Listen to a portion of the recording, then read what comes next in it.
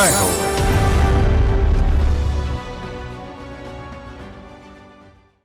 నమస్కారం. సామాన్యుల అసమాన విజయగీతిగా ఈటీవీ జయహోకు స్వాగతం. తాగే నీరు, తినే ఆహారం, పీల్చే గాలి అన్నింటా మన కంటికి కనపడని ప్లాస్టిక్ సూక్ష్మ కణాలున్నాయి. మానవాళికే కాదు, యావత్ ప్రాణకోటి మనుగడకే ప్రమాదంగా మారుతున్న ఈ మైక్రో ప్లాస్టిక్స్ నిరోధానికి నిరంతర పరిశోధన సాగిస్తున్నారు కేరళలో ఓ శాస్త్రవేత్త. ఇక పెన్సిల్ మొనతో అద్భుత కళాకృతులను తీర్చిదిద్దుతున్నారు తెలంగాణలో ఓ యువ కళాకారుడు. విభిన్న స్ఫూర్తి కథనాల జైహో మీకోసం.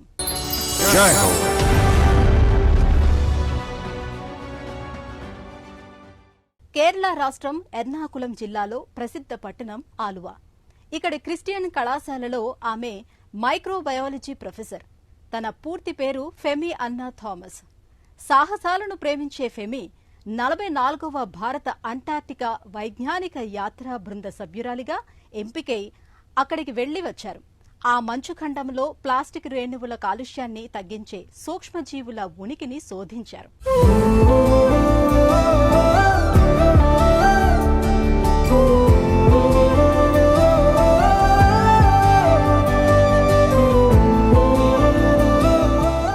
ఘనీభవించిన మంచుఖండం ఏమరపాటుగా ఉంటే అదో జల ఖడ్గం. అడుగడుగునా ప్రమాదాలు పొంచిన అంటార్కిటికా, కాళ్ల కింద కుంగిపోయే మంచు, జారి పడే అంత నునుపైన హిమ ఫలకాలు, తరచూ తుఫానులు, వెర్రి గాలులు, ఇన్ని ప్రతికూలతలు తట్టుకుని అక్కడ దాదాపు 4 నెలలు గడిపి పరిశోధన చేసి వచ్చిన ఈమె భారతీయ శాస్త్రవేత్త, కేరళ సాహసనారి ఫెమి అన్నా థామస్. తను ఎర్నాకుళం జిల్లా అలువ క్రైస్తవ కళాశాల మైక్రోబయాలజీ విభాగంలో అసిస్టెంట్ ప్రొఫెసర్. ఫెమి థామస్ ఉత్తర, దక్షిణ ధ్రువ ప్రాంతాలను అన్వేషించిన అరుదైన ఖ్యాతి, గౌరవాన్ని పొందిన సాహసి. మైక్రోప్లాస్టిక్ కాలుష్య నివారణ, బహుసున్నిత పర్యావరణ వ్యవస్థల పరిరక్షణ లక్ష్యంగా సాగుతున్న పరిశోధనలు ఆశాజనకంగా ఉన్నాయి.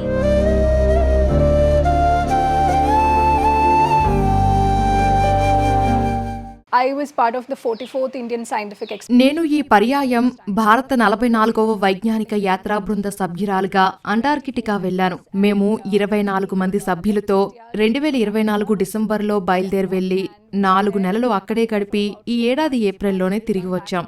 నేను ప్రధానంగా మైక్రోబయాలజిస్ట్ అంటే సూక్ష్మజీవ శాస్త్రవేత్తను. ధ్రువ ప్రాంతాలపై పీహెచ్డీ చేశాను.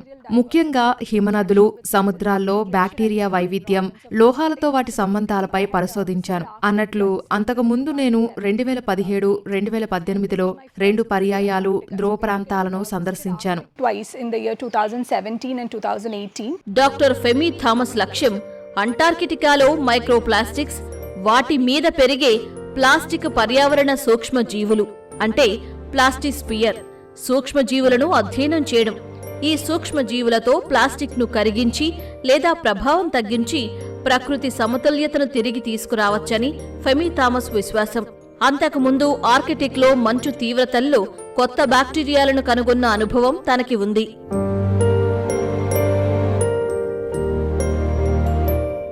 In Antarctica, my work is mainly concentrated. అంటార్కిటికాలో నా పరిశోధన ప్రధానంగా సూక్ష్మ ప్లాస్టిక్ రేణువులు, ప్లాస్టిక్ పర్యావరణ సూక్ష్మజీవ సమూహాల స్వభావాన్ని పరిశీలించడం మీదనే దృష్టిని కేంద్రీకరించాను.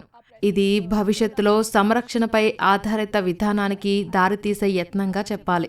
ముఖ్యంగా దక్షిణ ధ్రువ ప్రాంతంలో ఎంత ప్లాస్టిక్ సూక్ష్మ కణాల శాతం ఎంత ఉందో అంచనా వేయటమే నా లక్ష్యం. ఈ క్రమంలో నేను తూర్పు అంటార్కిటికా ఇంకా దక్షిణ మహాసముద్రం ఈ 2 ప్రాంతాల నుంచి నమూనాలు సేకరించాను. త్వరలో వాటిని విశ్లేషించబోతున్నాను. And I'll be analyzing the samples soon. కానీ ధ్రువ ప్రాంతాల ప్రయాణాలు ఎప్పుడూ సులభసాధ్యంగా ఉండవు. 2017లో ఆర్కిటిక్ పర్యటన ఆమె సహనాన్ని పరీక్షించింది. వాతావరణ ప్రతికూలత మధ్య కిలోమీటర్లు నడిచింది. గడ్డకట్టే నీళ్లు, శీతల గాలులు, మరో పక్కన గాయపడిన తన సహచరులు. కానీ అంటార్కిటికా పర్యటనలో ఇంతకు మించి కఠిన పరీక్షలు ఎదురయ్యాయి. ప్రతి సవాల్ తన మనసును మరింత దృఢంగా మార్చింది. పురుషాధిక్య రంగంలో పైచేయి సాధించిన సాహస నారి ఫెమి థామస్. ఈమెది ఓ నిశ్శబ్ద విజయం.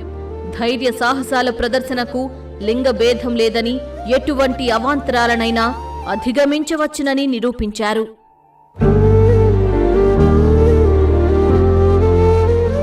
So I think that ఈ సవాళ్లు నా తదుపరి పరిశోధనకు మరింత ఉత్సాహం, ప్రేరణ ఇచ్చాయనిపిస్తోంది.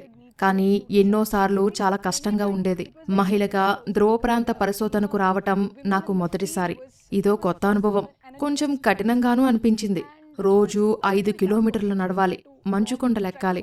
ఎందుకంటే అది మామూలు నేల కాదు కదా, పర్వత ప్రాంతం. మధ్యన నదులు, వాగులు దాటుతూ చివరికి భూమి మీద హిమనదాన్ని చేరుకోవాల్సి వచ్చేది. we had to cross rivers and streams and then reach the glacier on the land. ధ్రువ ప్రాంతాలు ఎడారి తరహా భూములు కావని డాక్టర్ ఫెమీ థామస్ నిరూపించారు. భూమిపై జీవ వ్యవస్థను నడిపించే సూక్ష్మ జీవులున్నాయని, పోషకాలను పునర్వినియోగం చేసే జీవ వైవిధ్య వ్యవస్థ అక్కడ ఉందని ఆమె తన పరిశోధనతో తేల్చారు. దూరదృష్టితో ధ్రువ ప్రపంచంలో కనిపించని ప్రపంచాల అన్వేషణకు ఆమె బయలుదేరారు. ఊహ ఆగితేనే పరిమితులు అనే మాటలు వస్తాయి. కాని సదుపాయాలు, సానుకూలతలు ముగిసిన చోటనే నిజమైన ఆవిష్కరణ ఆరంభమవుతుంది.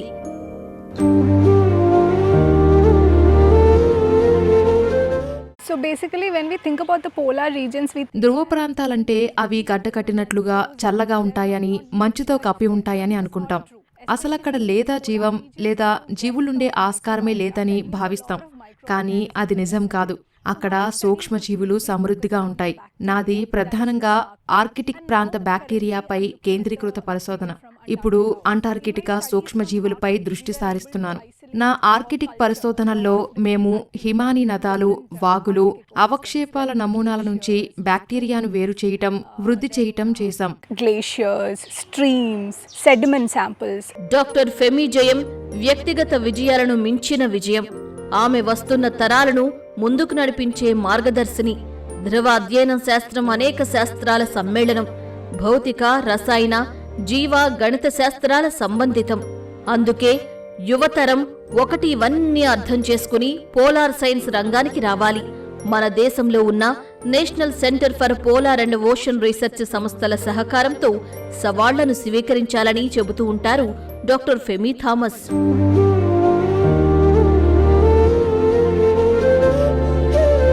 So to all the students who are looking for a career in science, సైన్స్లో కెరియర్ ఎంచుకోవాలనే విద్యార్థులకు నేనొకటే చెబుతున్నాను.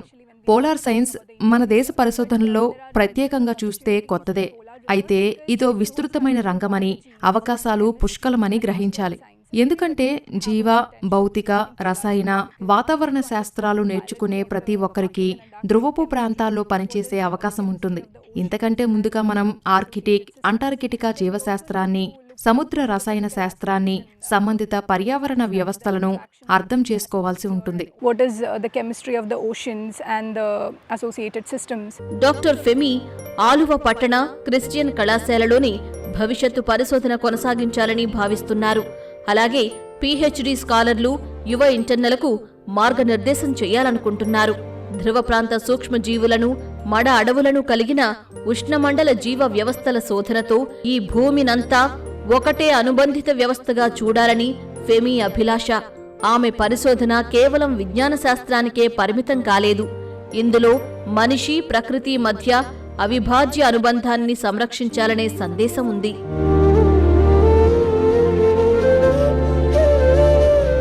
My future plans would be polar పరిశోధనపై నా పని కొనసాగిస్తున్నాను. అంటార్కిటికా నుంచి తెచ్చిన నమూనాలపై పరిశోధన చేయాలని భావిస్తున్నాను. National centre for polar and ocean research, Kerala fisheries యూనివర్సిటీల సహకారంతో మంచి ఫలితాలు అందించాలని ఆశిస్తున్నాను. అలాగే ఇక్కడ మడ అడవుల పర్యావరణ వ్యవస్థపై పరిశోధించాలని ఉంది. తన పరిశోధనలు విజ్ఞాన పరిధిని మించాయి.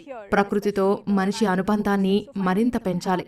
బంధాన్ని మనం సంరక్షించుకోవాలి. here, especially the mangrove ecosystems.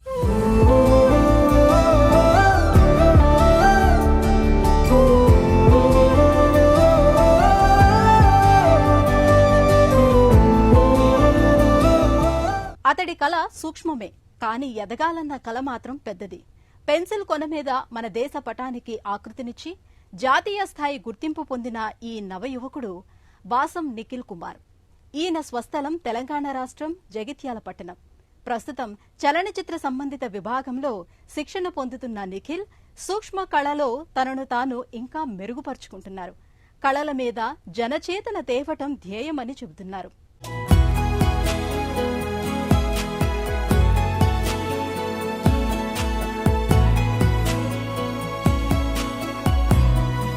కళే నిఖిల్ లోకం. ఈ యువ నిఖిల్ ప్రపంచం. చిన్న వయసులోనే మైక్రో ఆర్టిస్ట్గా పరిచయమైన నిఖిల్ కుమార్ 2001 ఫిబ్రవరి 1న తెలంగాణ రాష్ట్రం జగిత్యాలలో పుట్టారు. పాఠశాలలో చదువుతుండగానే చాక్పీస్లు, పెన్సిల్ మొనల మీద నమూనా కళాకృతులను తీర్చిదిద్దటం అలవడింది. ఎలాంటి శిక్షణ లేకుండానే స్వీయ కళాభిరుచితో నైపుణ్యాలు వచ్చాయి. చాక్పీసులు, పెన్సిళ్లు, సర్జికల్ బ్లేడ్స్తో కళా కౌశలానికి పదును పెట్టారు నిఖిల్. వీడియో పాఠాల దిశానిర్దేశంతో పెన్సిల్ అంచులపై సూక్ష్మ శిల్పాకృతులకు రూపమిచ్చారు.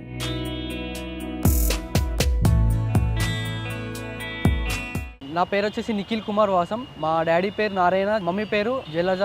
మాది ప్రాపర్ వచ్చేసి జగిత్యాల్. నేను చదువుకునే అప్ టు ఇంటర్ వరకు చేశాను. ఆఫ్టర్ తర్వాత నేను నాకు ఆర్ట్స్ మీద ఇంట్రెస్ట్ తోటి నేను కోర్స్ నేర్చుకున్నాను, మల్టీమీడియా నేర్చుకున్నాను. నాకంటూ ఏదన్నా ప్రూవ్ చేసుకోవాలి, ఏదైనా యూనిక్ గా ట్రై చేద్దాం అన్నప్పుడు పెన్సిల్ మీద ఏం చేద్దాం ఒక థాట్ వచ్చింది. సో అప్పుడు నార్మల్ హెచ్పి పెన్సిల్ మీద ట్రై చేస్తున్నా. అప్పుడు ట్రై చేసినప్పుడు ఫస్ట్ అటెంప్ట్ లో ఇరిగిపోయింది. నేను సర్జికల్ బ్లేడ్ యూజ్ చేస్తాను దీనికి. అప్పుడు నేను ఇలా కాదని ఒక యూట్యూబ్ లో 1-2 వీడియోస్ చూసాను ఎలా చేస్తారు అని. తర్వాత నేను మళ్ళీ ఫ్రెష్ గా స్టార్ట్ చేసా. It's workout. అప్పుడు నేను సక్సెస్ అయ్యాను దాంట్లో. పెళుసైన పెన్సిల్ అంచు మీద నిఖిల్ కుమార్ చెక్కింది కేవలం కళాకృతి మాత్రమే కాదు, అది తన కళలకు ఆకృతి, తన జీవన పయనానికి రేఖాదర్శిని. అయినా పెద్ద కళలనే మెచ్చే ఈ ప్రపంచానికి చిన్న కళలు, సూక్ష్మ కళలు కంటి కానుతాయా? కానీ ప్రపంచ దృష్టిని ఆకర్షించాలంటే ఏం చెయ్యాలో తెలిసిన నిఖిల్ పెన్సిల్ మీద మన దేశ భౌగోళిక పటాన్ని చిత్రించారు. 0.5 మిల్లీమీటర్ల పెన్సిల్ కొనపై 6 నిమిషాల 69 సెకండ్లలో భారతదేశ చిత్ర రచనను పూర్తి చేశారు. ఈ అద్భుత కళాకృతికి Indian book of records, Asian book of రికార్డ్స్లో చోటు దక్కింది. తన సృజనాత్మకతకు గుర్తింపు వచ్చింది. సూక్ష్మాంశాలపై తన అంకిత భావం, విశిష్టత ప్రపంచానికి తెలిసింది.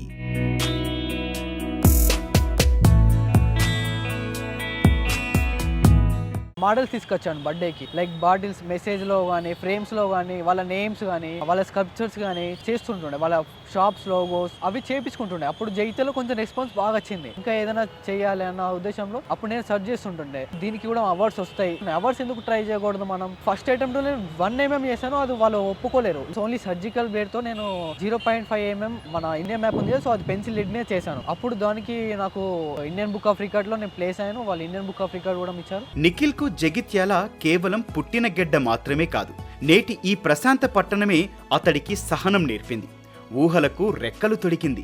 పెన్సిల్ మొన మీద కళాకృతులు తీర్చిదిద్దే నైపుణ్యాన్ని నిలబెట్టుకున్నాడు. తనకి వెండి తెర మీద వెలుగులు చిమ్మే పెద్ద కళ కూడా ఉంది. అసాధ్యాన్ని సుసాధ్యం చేసే VFX లో శిక్షణ పొందారు. తండ్రి విదేశాల్లో దర్జీ పని చేస్తున్నారు. అమ్మ ఇంటిని నిర్వహిస్తుంటే అన్న, చెల్లి నిఖిల్ను ప్రేమతో ప్రోత్సహిస్తున్నారు. ఈ ప్రోత్సాహమే నిఖిల్ కళాభిరుచికి, కెరియర్కు చక్కని పునాది వేసింది.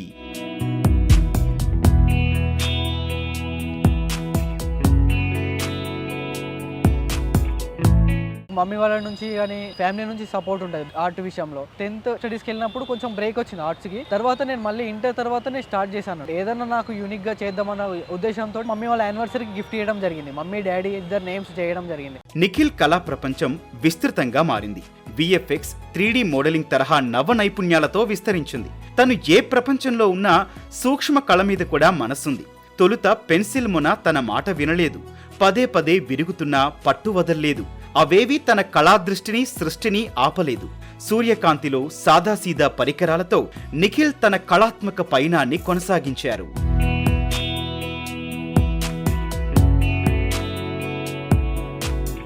పెన్సిల్ స్కెచింగ్ చేస్తా, పెయింటింగ్స్ చేస్తా, mostly all type of arts. నేను చాక్ పీస్ మీద కూడా నేను స్కల్ప్చర్ చేస్తుంటా, లైక్ దేవుని బొమ్మలు కానీ.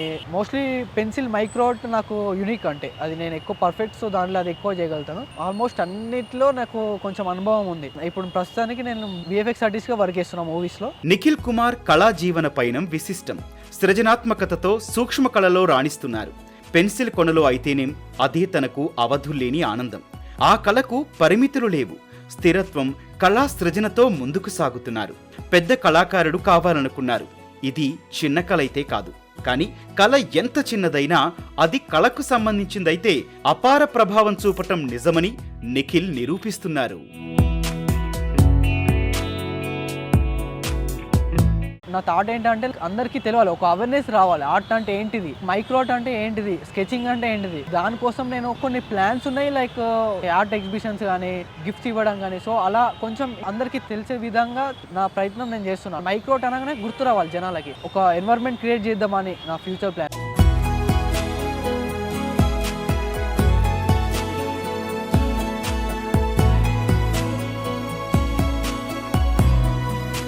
మైక్రో ప్లాస్టిక్ కాలుష్య నిరోధానికి ఆశాజనక పరిశోధన సాగిస్తున్న ఫెమీ థామస్ సూక్ష్మ కళలో తన యశస్సు చాటుతున్న నవ ఉషస్సు నిఖిల్ కుమార్.